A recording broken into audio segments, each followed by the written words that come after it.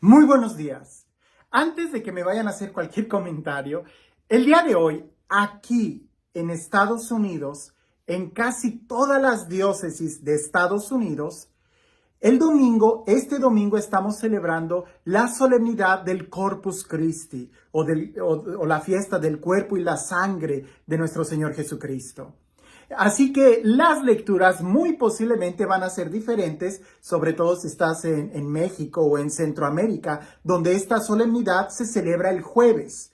Son algunas de las fechas que pueden cambiar y de acuerdo a razones pastorales, cada conferencia episcopal puede cambiarlas de acuerdo a las necesidades. Así que el día de hoy estamos aquí de gran fiesta y seguramente ustedes acaban de celebrar también la fiesta del cuerpo y la sangre de Jesús el jueves que pasó.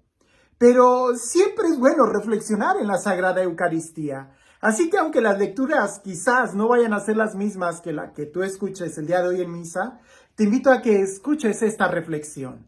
Porque, bueno, de cualquier forma, es palabra de Dios y Dios nos habla. El día de ayer, cuando íbamos caminando en la procesión de Corpus Christi, el sábado, ¿verdad? Después de la primer misa de vigilia, salimos y había altares en la calle y poníamos el Santísimo Sacramento y me hacía recordar cuando en México, ¿verdad? Yo podía participar de la procesión de Corpus Christi, que la hacíamos desde la catedral y que nos íbamos caminando hasta el santuario. Y era algo muy hermoso, ver tanta gente reunida. Volver a profesar nuestra fe en Jesús Eucaristía o sacudirnos y recordar que Jesús está ahí. Es un recordar que Jesús camina con nosotros y más que un peregrino con nosotros, Él precisamente es el alimento del peregrino. Pero escuchemos el Evangelio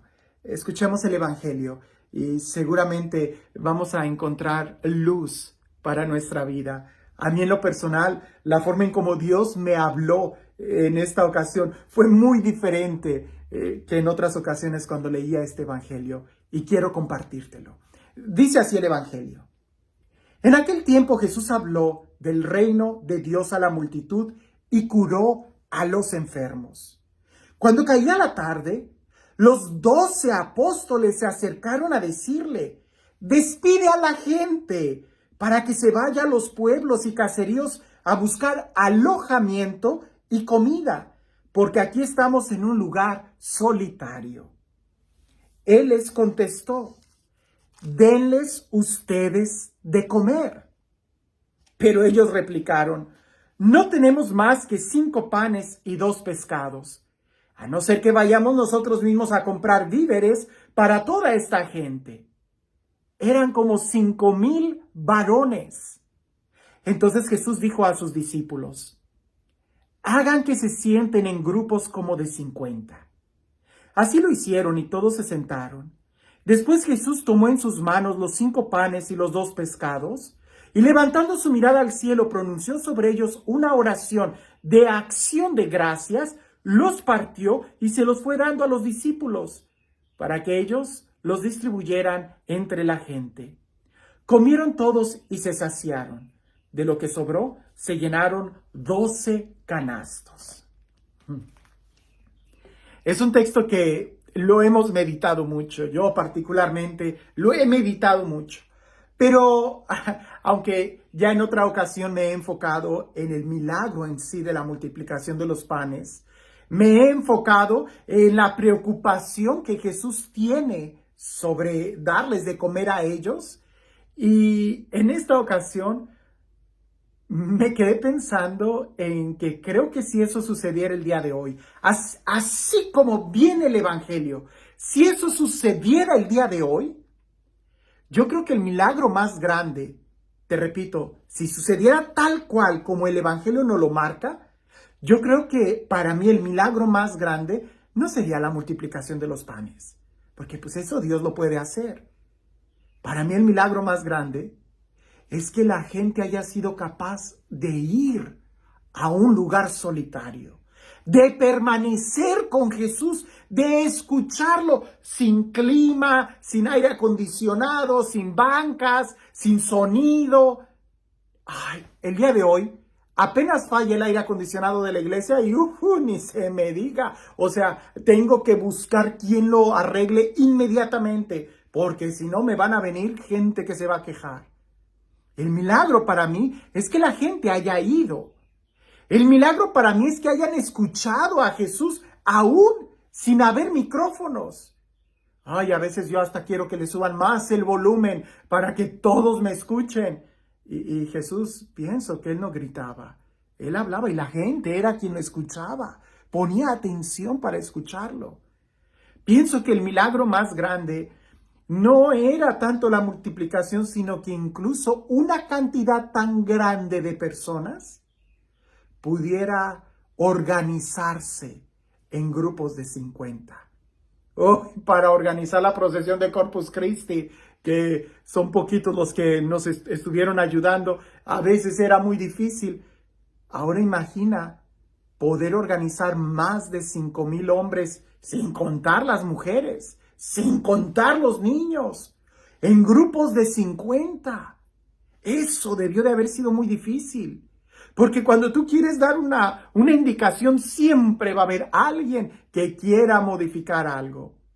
Justamente en esta semana, cuando en la misa di unas instrucciones sobre cómo proceder por normas de seguridad que tenemos en la parroquia, luego hubo alguien que en medio de la congregación levantó la mano y me empezó a hacer preguntas. Yo digo, caray, para mí el milagro fue que aquellos simplemente escucharon y obedecieron. Eso denota un hambre que tenían en el interior. Seguramente esa gente ya estaba decepcionada y desilusionada de las promesas vacías que muchos daban, y en Jesús encontraban palabras de vida eterna. Eso fue lo que Pedro le dijo a Jesús. ¿Cuánto más nosotros, tú y yo, tenemos que sufrir y ser decepcionados para darnos cuenta que el único quien tiene palabras de vida eterna es Jesús? Que al único quien debiéramos de obedecer es a Jesús. Para mí, creo que el milagro más grande no es tanto la multiplicación de los panes, sino que los mismos discípulos que fueron a quejarse con Jesús fueron los mismos discípulos que le obedecieron y empezaron a repartir el pan. Imagina que Jesús a ti y a mí nos diera 2 pedacitos de pan, a ti y otros 2 a mí, y que nos diga, vayan y empiecen a repartirlos, que todos ellos van a alcanzar a comer. Seguro que tú y yo nos quedaríamos viendo y ni siquiera empezaríamos a caminar diciendo, Jesús, son 2 piezas de pan, esas me las como yo solo. No, el milagro fue que los discípulos empezaron a repartir el pan sin titubear. Creyeron en Jesús. Y creo que precisamente el día de hoy, si queremos ver milagros como la multiplicación de los panes, es necesario que empecemos a ser más dóciles con la palabra de Dios, a olvidarnos un poco de nuestra comodidad, a olvidarnos un poco de nuestras necesidades para escuchar la que quizás es la necesidad principal que tenemos. Palabras de vida eterna, escuchar a Jesús. Parece que hoy ir a la iglesia es más importante el aire acondicionado, la música, las luces, como si fuera una obra de teatro, que realmente escuchar la palabra de vida eterna que se proclama, que realmente acercarnos al corazón de Jesús. Eso es lo más importante. El día de hoy que estamos celebrando el cuerpo y la sangre de Jesús, estamos celebrando Él mismo, que se nos da en el altar. A veces nos distraemos tanto por las velas, el incienso, si la capa pluvial se le mueve al Padrecito o no, en lugar de centrarnos en lo más importante. Creo que para ver milagros tenemos que descubrir qué es lo más importante en nuestras vidas y segundo, olvidarnos de lo que no es realmente importante. En un mundo como hoy, creo que el milagro más grande es que nos olvidemos de nosotros mismos y que nos centremos en Él. Y cuando hagamos eso, es cuando veremos la multiplicación en nuestra vida. Y este Dios, el Dios lleno de amor, el Dios de abundancia, el Dios que se nos da incluso como alimento, que sea Él quien el día de hoy te bendiga. En el nombre del Padre, del Hijo y del Espíritu Santo. Recuerdo, no estoy muy seguro si este obispo fue quien lo dijo o a él fue quien le sucedió. Estoy hablando del obispo Alfonso Hinojosa, uno de los obispos de Ciudad Victoria, Tamaulipas, de ya hace mucho, de feliz memoria.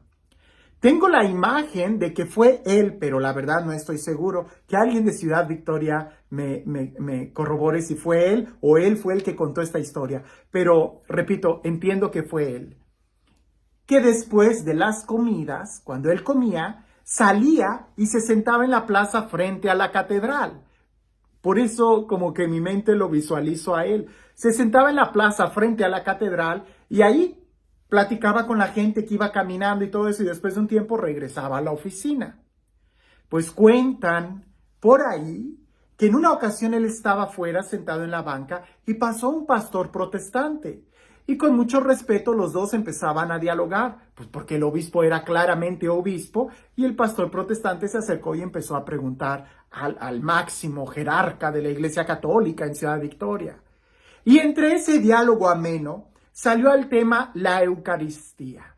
Y como es un tema tan extenso, pues faltaron muchos días, muchas horas de plática ahí, casualmente en la plaza del 15 Hidalgo, platicando sobre la presencia real de Jesús Eucaristía.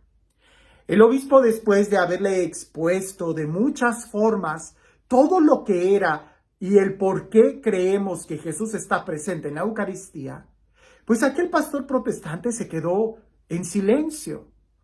Y volteando hacia las puertas de la catedral que estaban abiertas y que en aquel entonces el sagrario estaba al fondo, se quedaba viendo al sagrario, que en aquel entonces pues se veía obviamente que era el sagrario, que ahí estaba Jesús. Y aquel pastor protestante afuera, viendo a través de las puertas de la catedral el sagrario, se quedó un momento así en silencio. Y el obispo empezó a pensar en sus adentros: ya lo convencí, ya lo convertí. Él seguramente va a ser católico. Por teología, por Biblia, por antropología, por arqueología, por historia, con documentos concisos, le he demostrado que Jesús está realmente presente en la Eucaristía. Y aquel pastor protestante se quedaba viendo, cuando en eso voltea y le dice al obispo: casi me convence. Y el obispo se queda viendo. Dice: ¿qué pasó? Dice: todos los argumentos que me has dado son lógicamente correctos. No hay error. Pero respóndeme esto. Si Jesús está realmente presente en la Eucaristía, ¿por qué la catedral está vacía? Dice el pastor protestante: si yo creyera que Jesús estuviera ahí, por lo menos 1 hora diaria, estaría ahí de rodillas. Si viene mi artista favorito, haré todo lo posible para ir al estadio, para escuchar un concierto de él. Si Jesús estuviera aquí, no se diría, yo trataría de estar ahí. Al obispo le dolió mucho ese comentario porque reconoció que ciertamente había una terrible tibieza en el pueblo. Y al parecer el obispo, a partir de esa experiencia, empezó a dedicar muchos de sus sermones a hablar de la presencia real de Jesús en la Eucaristía. Hermano, tú que me estás escuchando, yo creo firmemente que Jesús está ahí. Y no me hallo cuando no puedo estar frente a Él en el sagrario o en una custodia expuesta. No me hallo. Para mí tú vas a decir que es fácil porque lo tengo aquí en una capilla en mi casa. Pero no me hallo. Cuando tengo que viajar o algo, necesito, no se diga celebrar la misa o recibirlo. Yo tengo la certeza que Jesús está ahí. Y aún el día de hoy recuerdo el día de mi primera comunión, 25 de mayo de 1991. Recuerdo en el momento, recuerdo eso como una fotografía cuando recibí a Jesús por primera vez. Y esa experiencia que tuve se ha repetido muchas veces. No necesitamos solamente un conocimiento intelectual. Lo que necesitamos es doblar nuestras rodillas delante de Jesús. Y así como en el Evangelio, creo que el milagro no es que Jesús esté presente en el pan, sino que todavía haya gente que doble sus rodillas y lo escuche. ¿Será que tú también eres un milagro de Dios? Cada vez que tú doblas tus rodillas delante de Él, estás haciendo posible que haya un milagro en tu vida, una multiplicación de gracia en tu vida. Así que, al igual que el obispo, a ti te reto, si es verdad que creemos en Jesús, vayamos, frecuentémoslo, doblemos nuestra rodilla delante de Él. Que si es cierto en el caminar de la vida, en el peregrinaje de la vida, no podemos caminar sin comida, pues en nuestra vida tampoco podemos ser felices si no nos alimentamos de su cuerpo y de su sangre. Que tengas un excelente día.